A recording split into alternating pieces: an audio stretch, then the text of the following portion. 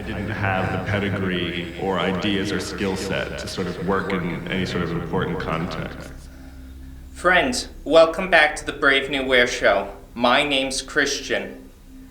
I have been captured and am currently being held hostage by Louis Vuitton and Virgil Abloh's team. Every no is perfect. They are feeding me and treating me well, and they let me keep my Wasili chair. I am making this video to describe how Virgil Abloh is a genius, and that is in quotes, but don't get it mixed up, and how his newest collection is a revelation. I work on the street, literally. To begin with, let us talk about how Virgil has been a genius all along. Pyrex Vision is a measuring company. They make measuring cups, but understand that when you're doing stuff and you're like creative from Chicago, it's hard out there in Chi-Town and the streets, and it's important to recognize why he's... Okay. I don't have a lot of time. They're gonna come back anytime soon. So, I'm going to spend 10 minutes talking to you what I really thought about Virgil Abloh's collection. If you are new here, please subscribe. My life depends on it. Leave a like for the video, and be sure to let me know what you think in the comments. Listen, Virgil Abloh ripped off Walter van Beirendonck. I don't think there's any room to negotiate that. But what there is room to negotiate is, what does that mean exactly? Let's start with Sarah Mower's review for Vogue of the collection. Despite the fact that I'm being held hostage, they let me keep my phone so that I can, tweet and do Instagram and stuff, which Virgil thinks is a good idea. To quote Sarah Mower, "There is an overreaching principle. It is surely the meaning of values in culture and what matters about how one acts in a leadership position in society." That's kind of interesting. What a leader represents and the values that they uphold in a society. That was Virgil's intention in the collection. Now, let me first talk about the obvious comparisons. Virgil's Spring-Summer 2021 collection for Louis Vuitton, in some pieces, really dramatically resemble Walter van Beirendonck's 2016 collection. There's little room for debate in both the aesthetic, the silhouettes, the color palette, and the motif of the stuffed animals on the garments. It is uncannily similar. Also, people were sure to point out the relationship between some of the eyewear that Virgil included that looked a lot like what Walter van Beirendonck had done in the past. If you're unfamiliar, Walter van Beirendonck is a veteran designer, one of the original Antwerp Six, and his collections often are cartoonish, rave-inspired, and over-the-top flamboyant. If I'm thinking like what could have been Virgil's kind of point to even start looking at this collection, he had the marketing campaign with the cartoons, and maybe he was looking for a designer who would often use cartoons as like a starting point and makes cartoonish designs. Needless to say, Walter van Beirendonck responded claiming that Virgil had copied his designs and that Virgil basically isn't a designer. And he argued that if they wanted to use that motif, that design language that he had cultivated, then they should have just asked him to collaborate. So first things first, I want to talk about the idea of the difference between appropriation and homage. Because I think that sometimes it can be a confusing line. It's like when you make an homage to an artist, you are celebrating their work. You are elevating it. You are giving them credence and understanding. What is appropriation? Typically, we think of appropriation when a person, artist, business, whatever, takes a piece of culture, of art, of somebody else's idea, and then leverages it for their own benefit. Most of the time, we're thinking of people who are in a privileged position taking from a group or person of an unprivileged position and then leveraging their art without any appreciation or understanding of its context or its significance. The best example, like when girls at Coachella wear Native American headdresses. This is a sacred, holy garment, and they're wearing it as an accessory without any reverence for its original purpose. Another kind of thin line of homage, I think, is Picasso, an artist I like to talk about. In the early 20th century, he started to incorporate African art styles into his new Cubist style. Like I've talked about in the past, his Mademoiselles d'Avignon makes good use of this. Two of the figures can be seen with kind of African mask type faces. And I think that this is still kind of contentious because in my mind, I think Picasso is making an homage. He saw work from underappreciated artists, from an underappreciated continent, and then he used the aesthetics, the silhouettes, and the modes in which they showed the human face and figures and tried to incorporate that into his painting. The initial purpose of creating a cartoonish or even ghoulish representation of the human face is transplanted into the painting, and kind of this archetype that the African art masks originally created is seen in Picasso's work. Picasso describes this one point in his life where he was visiting Gertrude Stein's house and he met up with Matisse. Matisse showed Picasso an African sculpture, and he describes it as a turning point for his life and art. This is a quote from him describing it. "Then I understood what painting really was. It's not an aesthetic process. It's a form of magic that interposes itself between us and a hostile universe. A means of seizing power by imposing a form on our terrors as well as our desires." I think in a lot of interesting ways, the African masks that Picasso were inspired by did just that.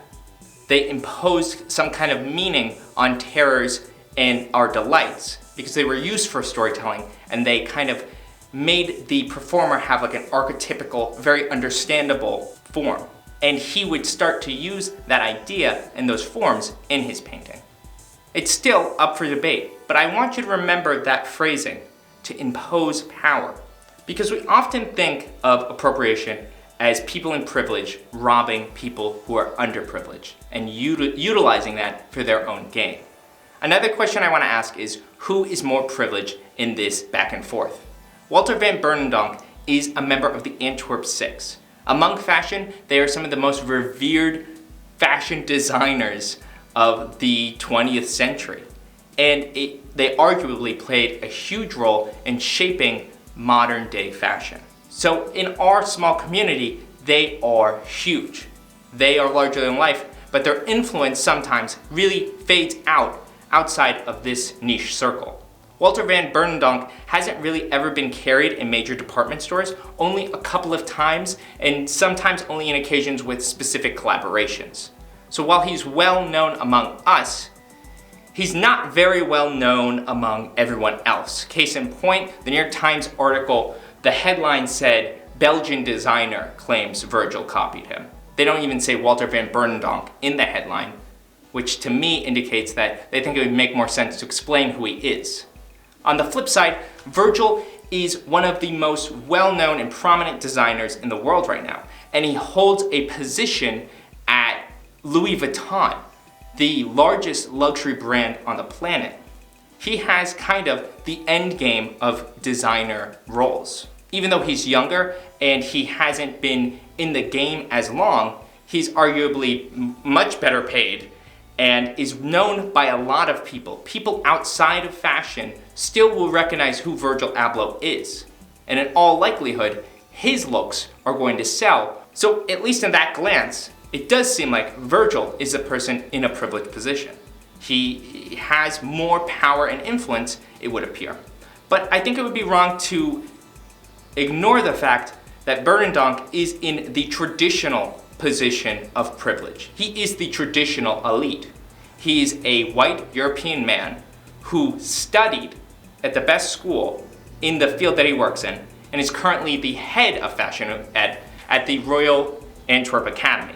In all other means, he is the person of privilege, because basically our culture has elevated people who are like him to be important, whereas people like Virgil, less so. I think this was what Kanye was trying to say in his weird tweets recently. Well, he's recognized now, so I don't get the point. And interesting enough, Kanye does suggest that Picasso's work is appropriation of African art. Something that I really want to get back to is I think, honestly, that this is stealing Walter van Beirendonck's work. It is taking it and changing only just a little bit. Virgil is quoted in saying that his skill as a creative lies in his ability to change things only 3% and make something supposedly entirely different. That is an interesting concept, at least. If you change anything only 3%, is it entirely different? If you change my DNA 3%, I guess I'm a banana. If you change certain things by 3%, they could be catastrophically broken. But if you change a design by 3%, is it totally new and revived? Maybe in some ways, but sometimes it really matters on the context and the way that you change it. In his 2019 collection for Off-White, Virgil Abloh titled it Nothing New. And this is seen as kind of a rebuttal of Raf Simons, who in 2017 for GQ basically said Virgil Abloh is a phony and that he doesn't create anything new. He just kind of copies work that Raf Simons did 10 years ago.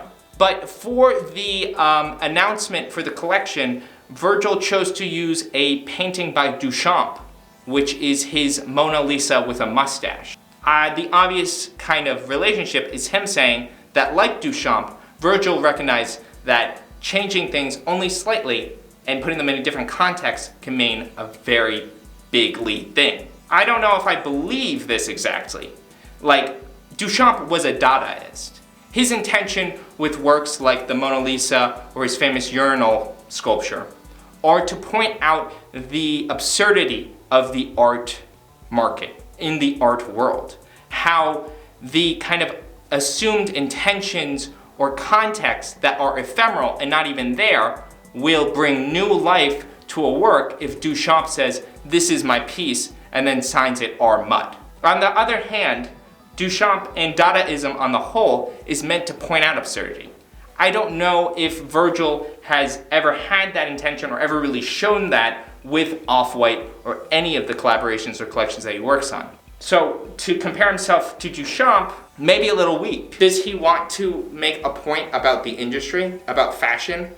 Does he want to make the point that if you change something just a little bit, it can be considered high fashion? Is his point that you can buy Rugby Ralph Lauren flannels and then print Pyrex Vision on them and then sell them? He has also said in the past, if I can bring an ounce of an idea, then I presented an idea. Do you personally think that it's worth it? That if nobody ever bought or saw Walter van Beirendonck's 2006 collection, but they did see Virgil's collection, and that they liked it or were moved by it or inspired in some certain way, that it was worth producing? But I wonder what Virgil actually thinks. Does he think that maybe it makes sense for him to appropriate this work? Because just by changing it a little bit and packaging it differently, it's able to sell or fulfill a different story or a different narrative by a different artist. How often has art and creativity or labor been appropriated by people in less fortunate, less privileged positions and leveraged by people in a privileged position? How many times has that happened for Black creatives over the years? So to close it off, what does this collection actually mean? If, like Sarah Mower said, it's meant to represent what leaders are supposed to do and the values that they're supposed to show to the communities that look up to them. If that's the case, Virgil's message as a leader then, for the youth, is to be commercially successful. To exploit in so many ways the creative process and consolidate power through influence, rather than eccentric and bold displays. Simply put, his art is in securing the bag. The African artisans of the past were rarely able to do so for their own unique creativity. But their ideas would centuries later be transmuted and reappropriated to make one Spanish dude millions of dollars. Perhaps now the shoe is on the other foot. Whether that is right or wrong, whether that is Virgil's sole intention to make a point about appropriation and how fluid culture is and how often we never give credence to true creatives or to the people who are responsible for the initial work, and rather we give credence to the people who are privileged enough to publish and package it. Artists will let art speak for itself. They won't tell you exactly what it means. Maybe that's what he wants, for you to guess.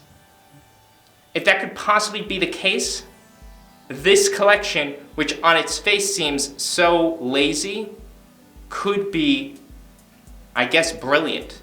Brilliant in so many ways. Maybe not in ways that we like, because I, for one, would hate it if somebody just copied my videos and my style and my whatever, and then became very successful with it, only changing it slightly. I would hate that. But perhaps there is a problem in a world and culture that is so readily done that for centuries. And maybe now, in the age of the internet, it's time to reconcile that. Whether that's Virgil's point in doing so and making that the message, he might just be the messenger either way. Like in Dante's Inferno, Virgil is the poet that is slowly leading us down to hell. And that's it. Guys, let me know what you think in the comments down below before my captors get back. Try to watch the entire thing. I hope you watch this entire video before you tell me how I'm an idiot. And stay tuned for more videos. I will try to get back on my Wednesday and Sunday publishing schedule. It gets tricky when you're being held captive, but you know, I'm pretty creative, so I'll figure out a way. And as always, peace, love, and gap. Consider joining the Patreon. I have intentions of changing it up. I probably said that a million times now. But I want to add more to it, or at least evolve the structure of it. And I am so thrilled to see more people joining. It really warms my heart. I love you guys, and I'll see you soon. People ask me all the time, do you feel some sense of like achievement or fulfillment? And the answer is zero.